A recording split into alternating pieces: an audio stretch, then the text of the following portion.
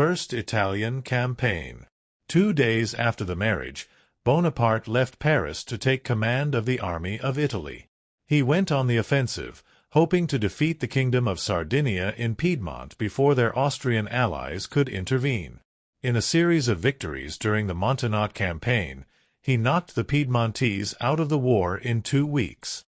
The French then focused on the Austrians, laying siege to Mantua. The Austrians launched offensives against the French to break the siege, but Bonaparte defeated every relief effort, winning the Battle of Castiglione, the Battle of Bassano, the Battle of Arcole, and the Battle of Rivoli.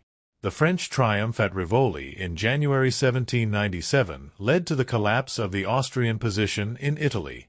At Rivoli, Austria lost 43% of its soldiers dead, wounded, or taken prisoner.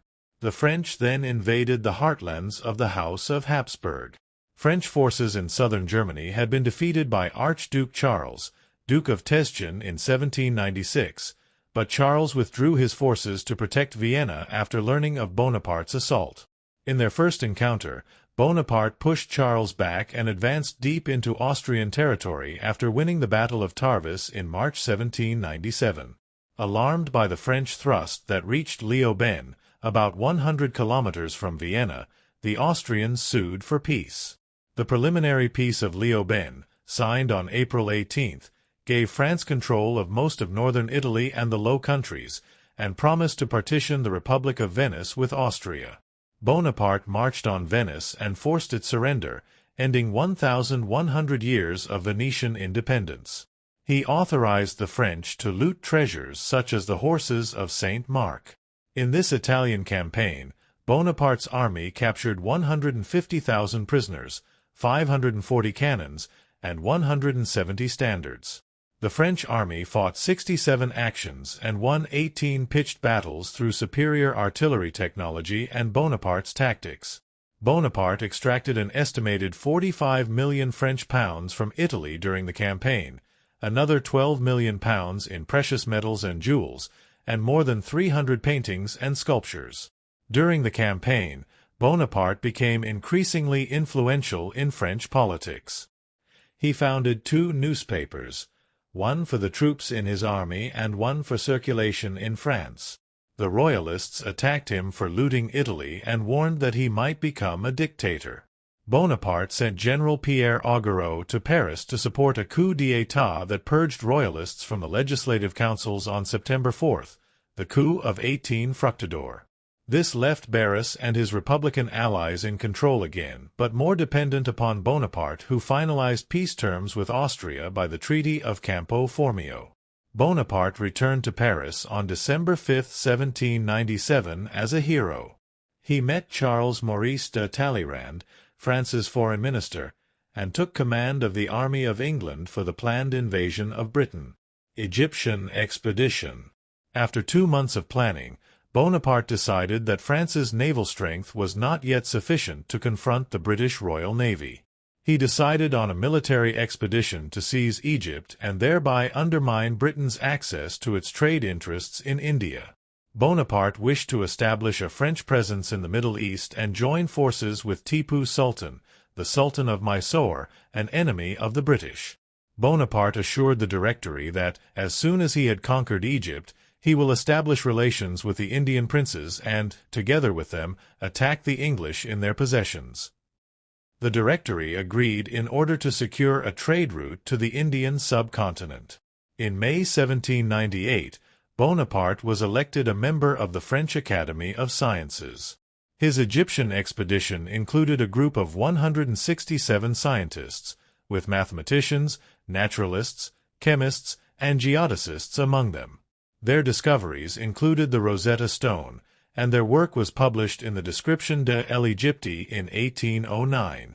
En route to Egypt, Bonaparte reached Hospitaller Malta on June 9, 1798, then controlled by the Knights Hospitaller. Grand Master Ferdinand von Hompesch zu Bolheim surrendered after token resistance, and Bonaparte captured an important naval base with the loss of only 3 men. Bonaparte and his expedition eluded pursuit by the Royal Navy and landed at Alexandria on July 1. He fought the Battle of Shubra Khit against the Mamluks, Egypt's ruling military caste. This helped the French practice their defensive tactic for the Battle of the Pyramids on July 21st, about 24 kilometers, 15 miles, from the pyramids. Bonaparte's forces of 25,000 roughly equaled those of the Mamluks' Egyptian cavalry. 29 French and approximately 2,000 Egyptians were killed. The victory boosted the French army's morale. On August 1, 1798, the British fleet under Sir Horatio Nelson captured or destroyed all but 2 vessels of the French fleet in the Battle of the Nile, preventing Bonaparte from strengthening the French position in the Mediterranean. His army had succeeded in a temporary increase of French power in Egypt, though it faced repeated uprisings. In early 1799, he moved an army into the Ottoman province of Damascus, Syria, and Galilee. Bonaparte led these 13,000 French soldiers in the conquest of the coastal towns of Arish, Gaza, Jaffa, and Haifa. The attack on Jaffa was particularly brutal. Bonaparte discovered that many of the defenders were former prisoners of war, ostensibly on parole, so he ordered the garrison and some 1,500 to 5,000 prisoners to be executed by bayonet or drowning. Men, women, and children were robbed and murdered for 3 days. Bonaparte began with an army of 13,000 men. 1,500 were reported missing, 1,200 died in combat, and thousands perished from disease, mostly bubonic plague. He failed to reduce the fortress of Acre, so he marched his army back to Egypt in May. Bonaparte was alleged to have ordered plague-stricken men to be poisoned with opium to speed the retreat. Back in Egypt on July 25, Bonaparte defeated an Ottoman amphibious invasion at Abukir. Bonaparte stayed informed of European affairs. He learned that France had suffered a series of defeats in the War of the Second Coalition.